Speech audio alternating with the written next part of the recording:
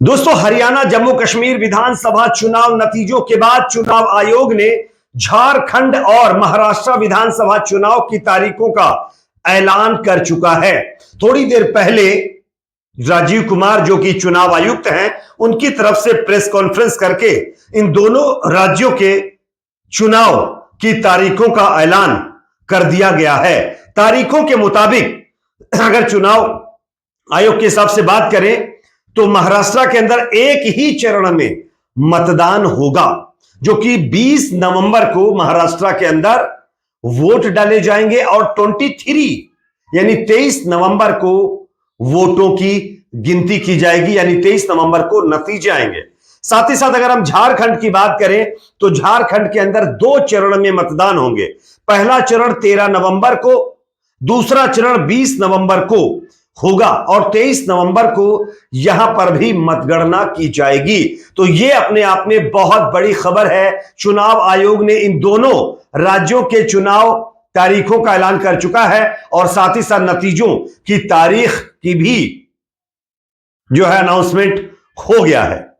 और इन दोनों राज्यों के अंदर अब देखना होगा कि कौन सी पार्टी चुनाव जीतेगी। अब कुछ खास बातें चुनाव आयोग की तरफ से इस चुनाव को लेकर कही गई हैं, जो मैं आप लोगों को बताने वाला हूं। सबसे पहले देखिए, मतदान बूथ पर सभी सुविधाएं दी जाएंगी, यह चुनाव आयोग का कहना है। इसी के साथ साथ महाराष्ट्र में महिला बूथ भी बनाए जाएंगे।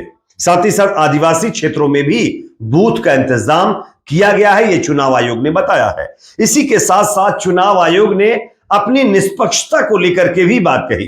चुनाव आयोग का कहना है कि निष्पक्ष चुनाव कराने के लिए सख्त आदेश जारी किए गए हैं।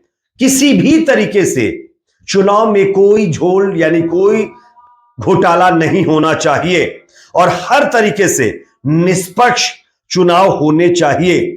साथ ही साथ चुनाव आयोग ने चुनाव के दौरान जो पैसे बांटने की प्रथा चली हुई है, शराब, पैसे, न जाने और क्या क्या चीजें जनता को दे करके बेवकूफ बनाया जाता है, उनसे वोट लिया जाता है, इस पर इस बार सख्ती बरतने की बात कही है। चुनाव आयोग ने कहा है कि किसी भी प्रलोभन पर सख्त निगरानी की जाएगी। अगर कोई इसमें पकड़ा जाता है तो उसके खिलाफ कड़ी से कड़ी कार्रवाई भी की जाएगी। वैसे ये चुनाव आयोग बार बार कहता है, लेकिन पकड़े जाने के बाद होता कुछ नहीं, ये लोगों का कहना है। और निष्पक्ष चुनाव की बात तो चुनाव आयोग बहुत पहले से कहता चला आ रहा है, लेकिन चुनाव किस तरीके के हो रहे ये भी आप सब जानते होंगे। लेकिन खैर, देखते हैं इस बार क्या होता है। साथ ही साथ चुनाव आयोग ने एक और बड़ी बात कही है। चुनाव आयोग ने कहा है कि बॉर्डर के ऊपर सख्त निगरानी रखी जाएगी। कोई भी किसी भी स्टेट के बॉर्डर से इन दोनों राज्यों के अंदर अगर किसी तरीके से इलीगल एक्टिविटी करता है, पैसे वगैरह ले जाने की या तमाम और चीजें ले जाने की कोशिश करता है, पकड़े जाने पर उसके खिलाफ भी कार्रवाई की जाएगी। साथ ही साथ चुनाव आयोग ने अपने अधिकारियों को भी ये निर्देश दिए हैं कि कोई भी अधिकारी किसी भी तरीके से कोई भी गड़बड़ी में शामिल ना हो, यानी किसी भी तरीके से कहीं पर चुनाव आयोग के अधिकारियों को लेकर के शिकायत नहीं मिलनी चाहिए।